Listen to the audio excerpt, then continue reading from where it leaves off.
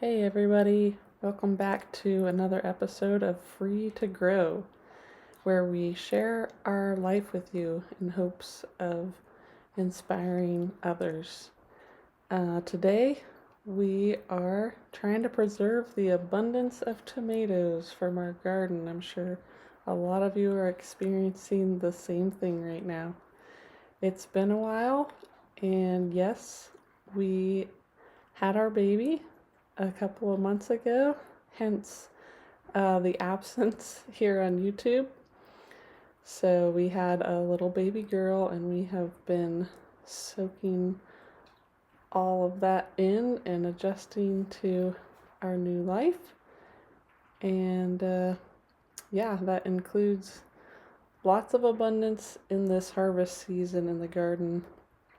Rob built these raised beds this spring. I don't think we ever got that video out, but maybe we can share it with you in the future. They were awesome this year, and we grew a lot of paste tomatoes in hopes of having a lot to preserve, a lot of sauce to preserve, and that is certainly been the case. So we're going to talk about that today.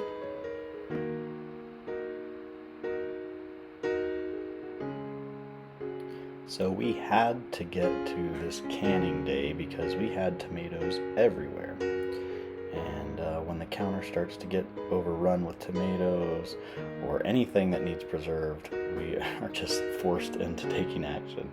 So I woke up early in the morning and I started chopping all these tomatoes. We mostly had Amish paste, but we did have some cherry tomatoes and some long keepers and some other varieties that were going to go bad. So we just chopped them all up, threw them in the pot, big pot. We have a nice large stainless steel pot, and let those simmer on low all day. I mean, I let that thing really cook down, and you can let it go to your desired thickness. I mean, we just kind of, here you see I'm checking it.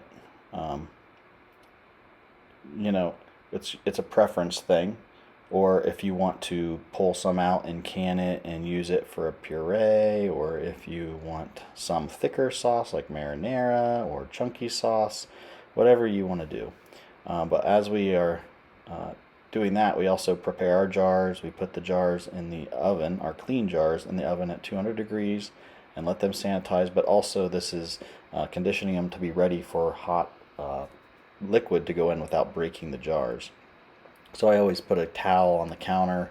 Here I'm using the jar grabby to grab them out of the oven. I think jar grabby is the correct term. And with this first round, we're just doing like a simple Italian seasoned pasta sauce.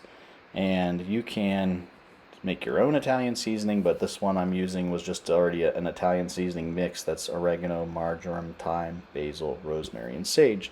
So you could kind of mix your own. This one we just happen to have on hand. So once my jars are prepped, I'm putting a half teaspoon of this mix in each jar. And then I'll also put a quarter teaspoon of citric acid in each jar. It's a quarter teaspoon citric acid per pint, or a half teaspoon per quart. And this is just to level the acidity in the jars and make everything pretty consistent. And then salt is kind of personal preference as well. I am adding salt to everything that we do. I always find it's easier to just open it, dump it, and have that consistent salt ratio as a starting point for me. So I put a half teaspoon of sea salt in every jar. And so I recommend, if it's one of your first times doing this, to not season everything. Do not do like all 30 pint jars the same way if you've never tasted it. So we did a small batch this way, or I went ahead and withdrew a pint's worth of the sauce. I mixed in the half teaspoon of salt, the half teaspoon of Italian seasoning, and the citric acid, and then I made us a lunch with it so I could know, hey, this is like, ooh, I don't know, this is over seasoned, over salted. That way you're not married to a whole bunch of preserved food that you don't like the taste of. So right here I am using just a Pyrex large measuring cup to fill my jars. We had a large pot of soup, so I'm just using this instead of a ladle, ladles can be really time consuming. And I must be feeling confident here because I decided to not use the funnel. This is not usually one of my strong points, but because there is a spout on here, it makes it easy to fill. And then I'm just filling each of these jars to a ½ inch of headspace, which we've discovered on ball jars is usually that bottom band that gets you right to about a ½ inch. So again, consistency is important. And after this, you could tap or thump your jars. You could take a butter knife or something and just make sure there's no air pockets or air bubbles, and try and get all that out of each jar. Now, a step that I didn't show here is we decided to, instead of removing all the skins and seeds, we ran the cooked down tomatoes through the Vitamix and just did like a pureed sauce. Some people prefer to remove the skins and seeds.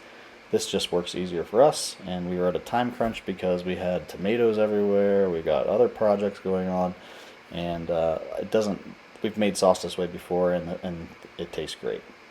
So here I just use a little white vinegar to wipe the rim of each jar.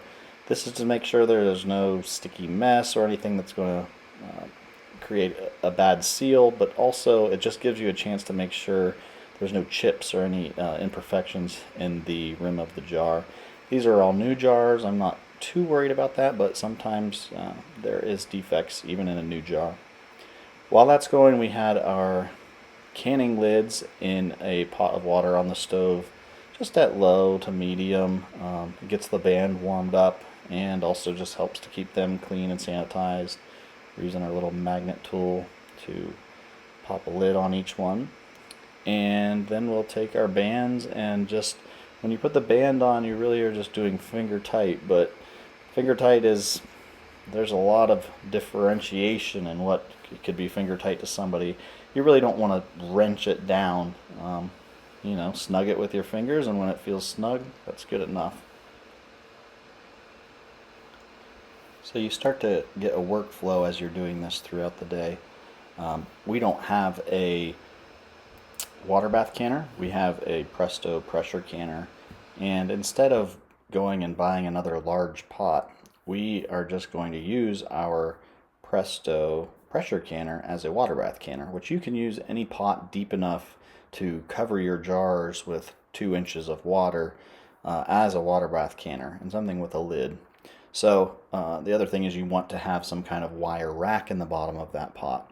The Presto has a wire rack that keeps the jars off the bottom, so we didn't have to get something like that. But if you're just using a large aluminum or stainless steel pot, something you have already, you can take extra jar band lids and kind of tie those together to make a rack that will sit in the bottom of the pan, because you don't want your jars directly on the bottom of the pan or touching each other. You want to give them enough room that they can boil and bounce around in there without breaking. So as you see, I'm juggling pots.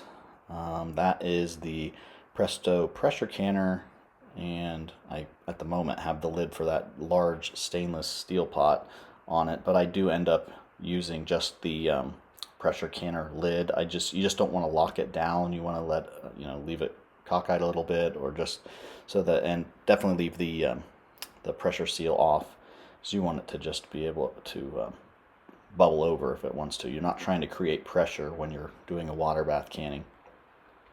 You can pressure can tomatoes. Tomatoes are one of the things you can kind of go either way. I have found with our stove, it's a little finicky. It's just an electric range, and dialing in the exact temperature for pressure canning is sometimes difficult, and for some reason our burners are a little unpredictable and will go haywire. So with the water bath canning, it's easier to just kind of get a rolling boil and set it and forget it. The amount of time you need to pressure can is less, but I find that I sit there and pay attention to the heat and the pressure almost the entire time, whereas with this water bath canning, once I get them submerged and get the water to a rolling boil, I can just kind of set the time and not worry about it. So with a large pot of water, it takes a while to get it up. So while you're filling your jars, get that water heated up.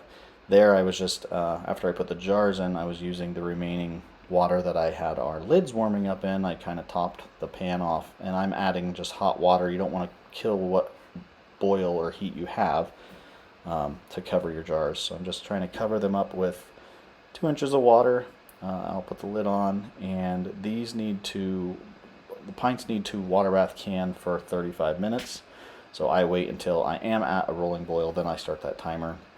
I usually, if I'm doing other things, will set a timer on my phone to keep it with me so that I know when to come back in. After that 35 minutes is up, kill the heat source and let them rest in there for about 5 minutes with the lid off. And then I will remove them with my grabby tool. Tip that I didn't do here, but tilt your jar as you remove it and you'll knock that water that's sitting off. Right, that one has a puddle on top of it, but as you're pulling them up, tilt them a little bit and the water will roll back into the pan.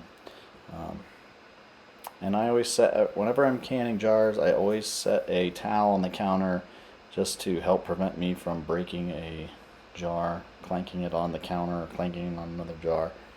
And if you should make a mess, hopefully it will land on that towel and not on your counter and on your floor. So this batch was Italian seasoned pasta, simple Italian season. You can do all kinds of recipes. That Ball Home Preserving book I showed in the beginning is a great book. It has a lot of really good recipes in it, creative recipes. Here is a little bit of the stash. I only did, I think, 8 of that simple Italian. Then I did some with just salt, kind of more like a tomato puree. And I find it's nice to have variety of anything when we do this. Even when we do ground pork, I don't season it all as I put it in the freezer to be either Italian pork or breakfast sausage or anything like that. I like to have more of a blank slate so that we can go with whatever we're in the mood in, just season it that day. But I also do find that it's nice to have some just ready to go. So that's why I did, a little bit just already seasoned for those times we're in a crunch, and I can just pull it out, dump it on the pasta, and have something ready to eat. Thanks for joining us today. We've got a lot of stuff going on this harvest season. Make sure you take the time to like and subscribe and follow us at Free to Grow Homestead. Thanks, guys. Bye.